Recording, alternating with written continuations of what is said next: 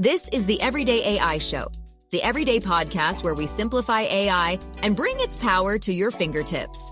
Listen daily for practical advice to boost your career, business, and everyday life. Will Chat GPT be your new Google? That's one of the things that we're going to be talking about today on Everyday AI. This is your daily podcast, live stream, and newsletter to help you learn everything that's going on in the world of AI and how to actually leverage those things that you're learning.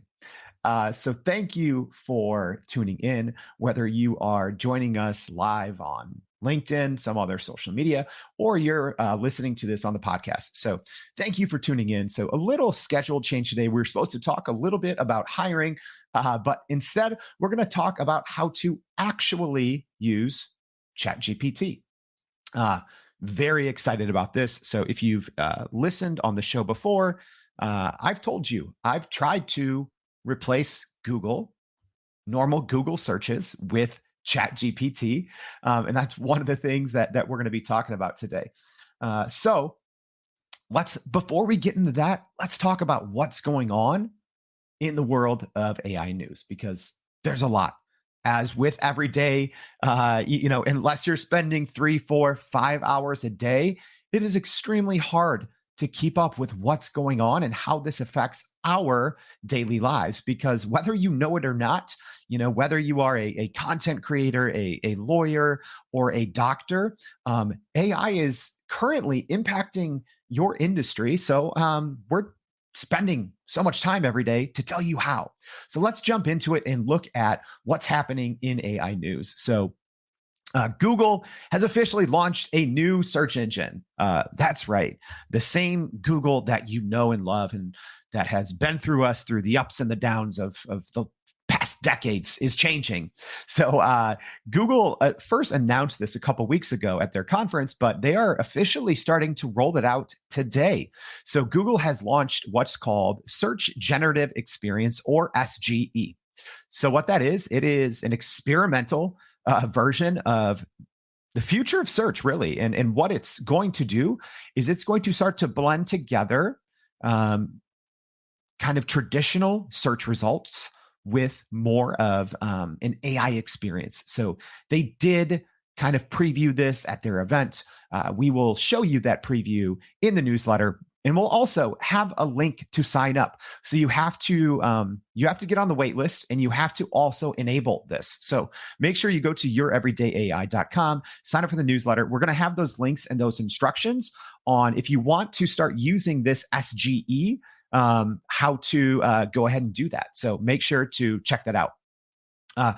We have two pieces of OpenAI and ChatGPT news. So one of the biggest things, and I've actually received a lot of messages on LinkedIn from people in Europe saying, "Hey, Jordan, show sounds cool and all, but I can't really use any of these tips and tactics that you're sharing because we don't have access to ChatGPT."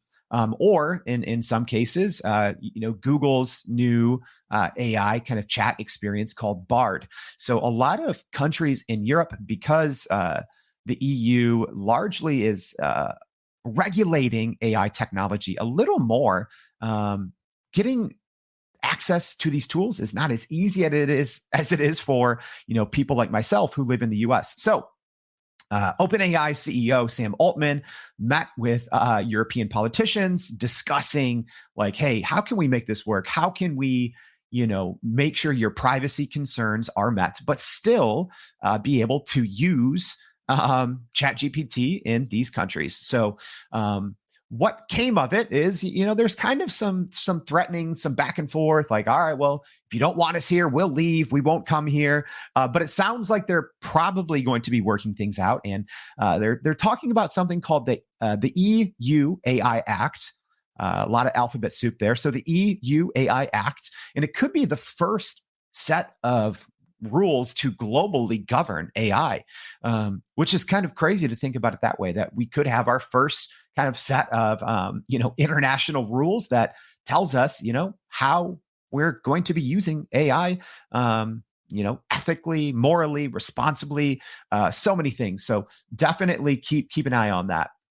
Another piece of Chat GPT news is, obviously to no surprise, the Chat GPT, the official Chat GPT app in the App Store quickly became one of the most popular and most downloaded ever. It's been out for just under a week, and there's already been 500,000 downloads of the platform. So we did talk about this the day it was released. Personally, and I'd love to hear you if you're tuning in, drop me a comment. Let me know what you think. Personally, I'm not a huge fan of the Chat GPT app on the iPhone just yet. Couple reasons. At least the last time I checked, which I think was yesterday, it still doesn't have access to plugins, and it doesn't have access to browsing. So what that means, so a lot of people, when they're using ChatGPT, they may or may not know that kind of its knowledge base ends at September 2021. So whether you're using it for researching purposes or writing purposes or whatever it may be, the cutoff for most large language models that use OpenAI's GPT is September 2021. So a lot of times people are getting inaccurate information, or they're just getting met with these kind of error messages when they're using ChatGPT. So that's one of the reasons personally I haven't used this yet very much, because you can use the normal ChatGPT on a browser on your phone and get much more functionality. So at least for me personally, not a big fan of the ChatGPT app. If you are, let us know how you're using it. Love to talk. Okay, one more piece of news before we jump back into ChatGPT. I don't want this whole thing to be, ChatGPT. It seems like it's already sometimes running our lives. So let's talk about something fun and unexpected. I did not see this coming, even though it seems obvious now that the writing is on the wall. So James Cameron, the famed director of the Terminator films, recently confirmed, yes, they are working on the script for the new Terminator. And yes, it is going to be less of a sci-fi film, and it's going to really be based on what's going on right now with AI. So to me, that's extremely fascinating because, the Terminator series, the franchise, first debuted about 30 years ago in the mid 80s. And at that time, when you have machines walking around with this super intelligence, it was a sci-fi film, right? And now you look back at it and it's not sci-fi. That's kind of today's daily life, right? So we've shared about this in our newsletter a couple times. A lot of big companies, Tesla, there's another one, Phoenix, I believe was the name of their, humanoid robots. But you have these, Boston Dynamics is another one, but you have these walking, talking robots that can do everyday tasks, that can process language. So, the old Terminators from 30 years ago, they don't seem too science fiction, at least from today's aspect. So it is going to be interesting to see what this new Terminator looks like. And it is going to be based much more on where AI is at today. All right. So with that, you all know I get thirsty a lot. I'm going to take a 5-second break, and we're going to talk how to actually use ChatGPT. So let's get into this.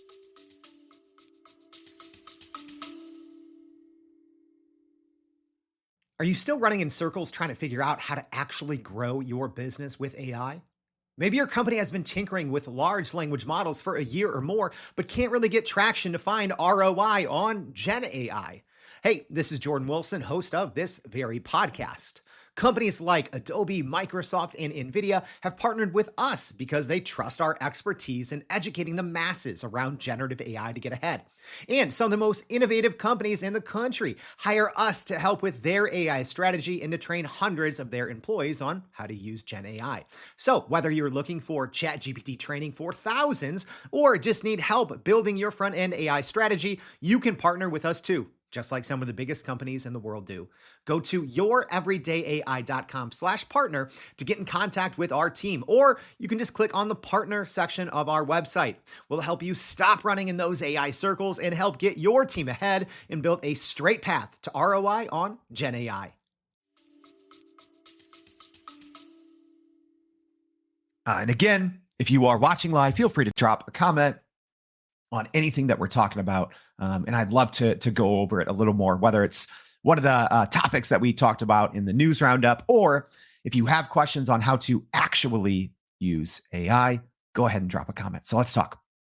Okay. So one of the biggest misconceptions about ChatGPT and just speaking with other AI chats. So, your Google Bard and your Bing Chat. Those are kind of the three big ones. So, you have your product from Microsoft, Bing Chat, Google Bard, and then OpenAI's Chat GPT. One of the biggest misconceptions, aside from what we just talked about, the September 2021 cutoff, is that you can't just say what you want and expect it on the back end, right? There's, as a former journalist, there was a saying that we used called garbage in, garbage out.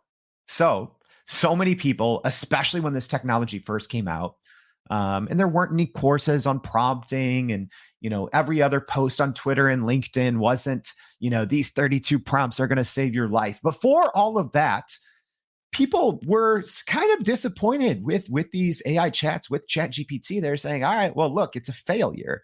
That's because if you put garbage in, you will get garbage out.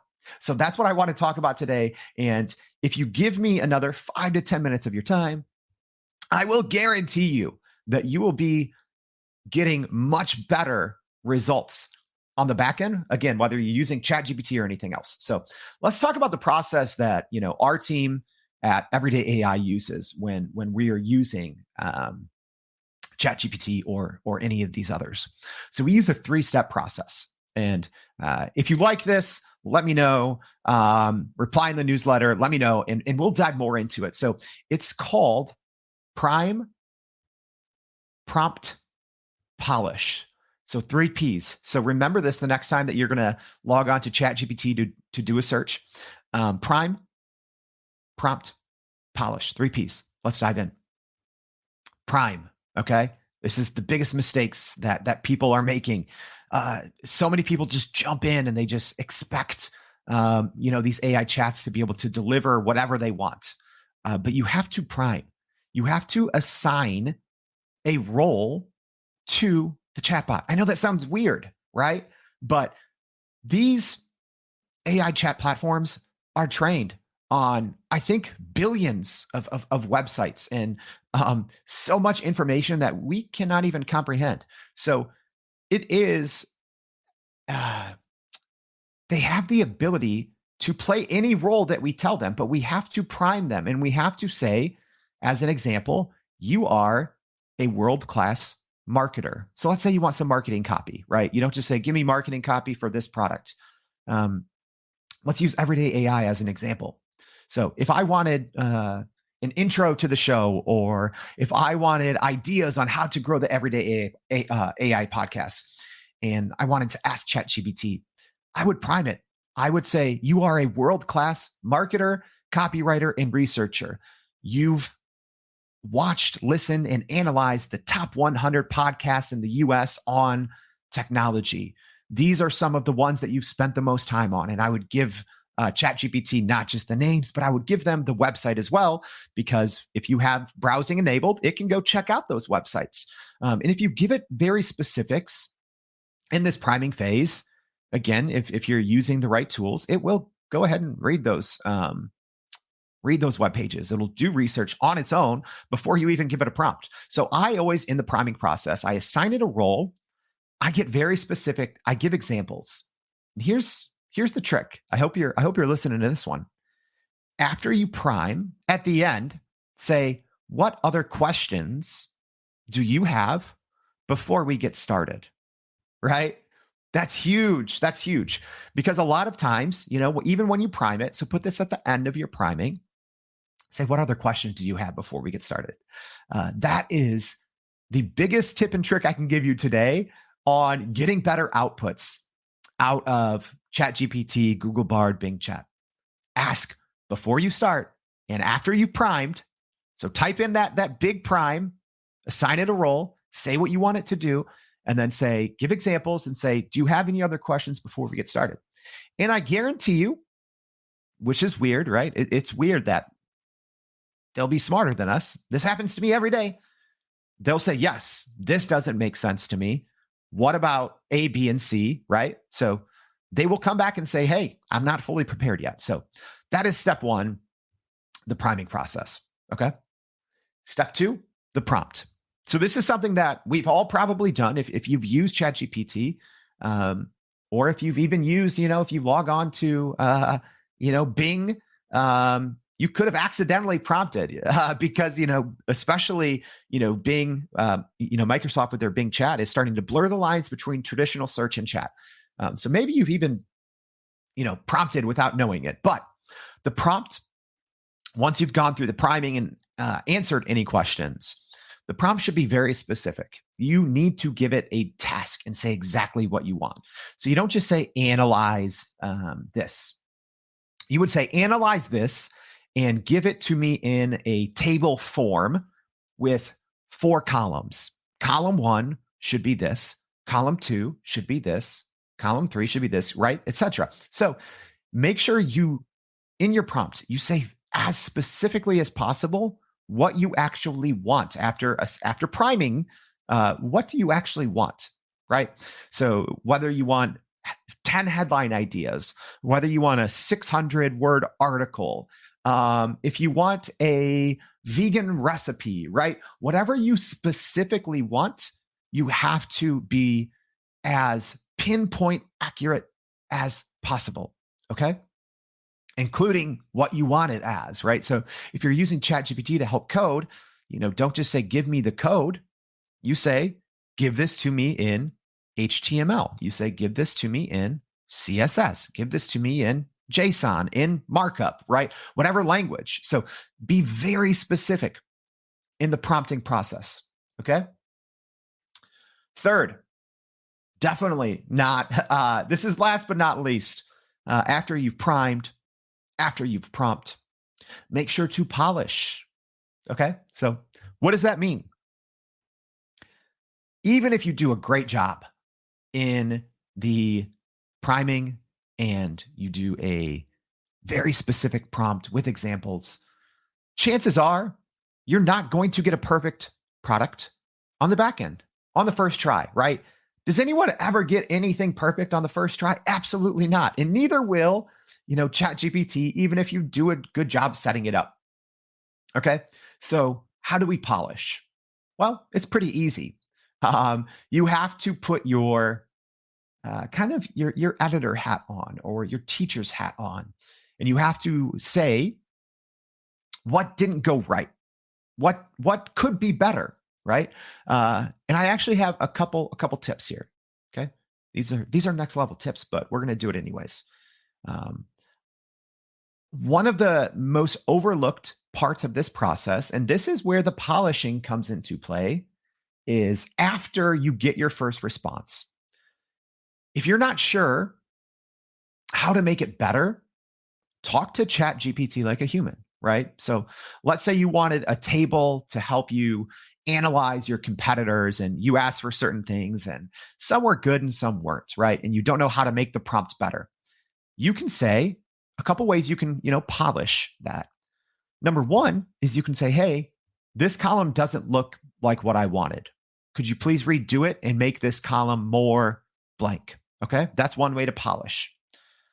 Another way, kind of little cheat code, be specific in what didn't work, and then ask, how should I adjust my prompt to get these desired results, right?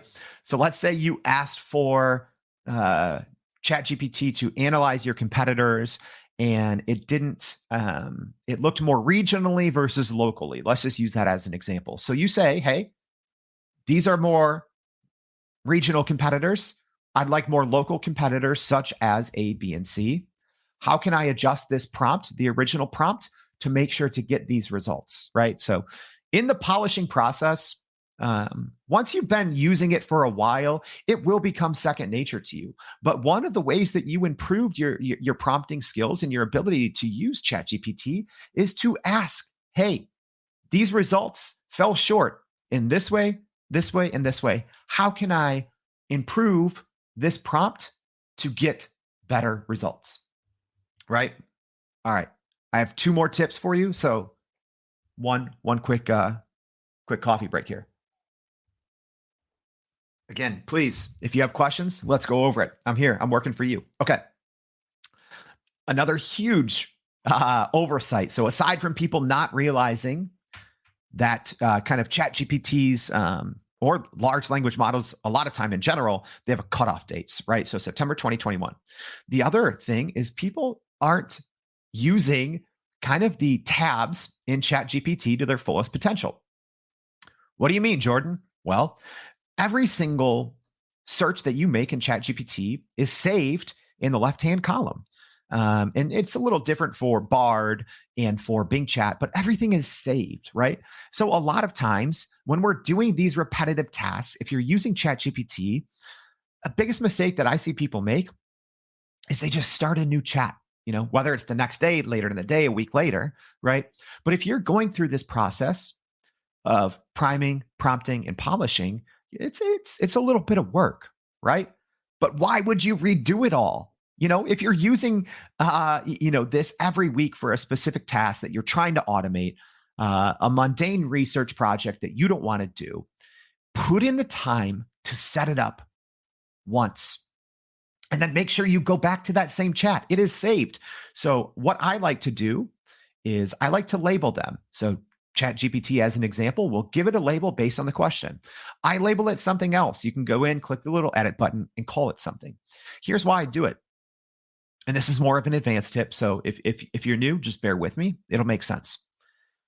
So in Chat GPT specifically, you have to choose a model. And then in that chat, if you want to refer back to it later, you can't change the model. So, if you're on the free version of Chat GPT, the default is what's called, 3.5. So that's not as, it's fast, but it's not that as good as the what's called GPT-4. That's the golden standard here. So GPT-4 has the base GPT-4 model, and then there's what's called GPT-4 with plugins, and then GPT-4 with browsing. Okay, we talked about this in a previous episode. We'll make sure to link that in the newsletter today. But once you choose, so let's say you want GPT plugins, which allows you to essentially talk and have third-party services work for you. So, let's say OpenTable to do your reservations, Kayak to book your trip. There's so many now third-party plugins that will work specifically for you. But if you choose plugins, you can't now say, hey, ChatGPT, look at this website. Because that's browsing. So I label, hey, this is research, and I usually say browsing or research plugins, right? So you might have a similar chat, but you might want to split it into 2. So you can use plugins on one and browsing on the other. So what I like to do is copy and paste the same thing, put it in each chat. So if I need to reference it in the future, it is caught up. It's caught up, and the platform knows everything. So that is the last kind of pro tip, is make sure that you are labeling and saving your chats in the left-hand sidebar and going back to those. This is great. Think of what are some of the most mundane processes in your day-to-day, in your week-to-week, right? So it could be data entry. It could be just analyzing stats. It can be doing a lot of competitive research. Whatever it is, think, what are those parts of your day-to-day job that in theory ChatGPT can automate? Because here's the thing, you might not think it can do your job or some of your job, but it definitely can. Professor Muhammad just left a comment here, using ChatGPT to write hybrid papers, virtual human-like ChatGPT and real human author himself. Exactly. That's such a great way, is using AI or ChatGPT as a co-pilot. Here's the other thing. Until you have a master level of working with ChatGPT, until you've used it for hundreds of hours, it's never going to be as good as a human. But don't get me wrong, once you've used especially once the plugins and the browsing. If you've used that for a couple hundred hours now, it's pretty much human level. I'd hate to say this, guys. I was a journalist for 6 or 7 years. Yeah, it can research and write better than me. So once you learn how to use it, it can get to that level. But I do agree, if you aren't using this, day to day, it is much better to have that hybrid model that Professor Muhammad just talked about of Chat GPT plus human. So I hope you all found this helpful and useful. So again, just to recap, I really want you, the next time you prompt, and let me know how it went, go through a 3-step process: prime, prompt, and polish. And drop me a note. Let me know, did that work? Was it better? All right. So as a reminder, we kind of talked about the difference between, free Chat GPT and premium. So if you do want access to the plugins and the browsing, you do have to pay $20 a month, or instead you could go to youreverydayai.com, sign up for our newsletter, and we're going to tell you how to win a year of Chat GPT plus. So you don't have to pay for it. We'll pay for it for you. So make sure to go check that out. Thank you for a couple of comments that came in. Thank you for watching. Thank you for listening on the podcast. So we are on your favorite podcast platforms as well. Apple, Spotify, Google. There's all these other ones that I've never heard of. We're on all of those. So maybe 7:30 a.m. Central Time every morning doesn't work out for you on the live stream. I know we have a lot of people listening on the podcast. Thank you for that. So make sure to check that out. And hey, I won't be back tomorrow. Today's Friday, but I hope to see you Monday and every day after that on Everyday AI. Thank you, guys. And that's a wrap for today's edition of Everyday AI. Thanks for joining us. If you enjoyed this episode, please subscribe and leave us a rating. It helps keep us going. For a little more AI magic, visit youreverydayai.com and sign up to our daily newsletter so you don't get left behind. Go break some barriers, and we'll see you next time.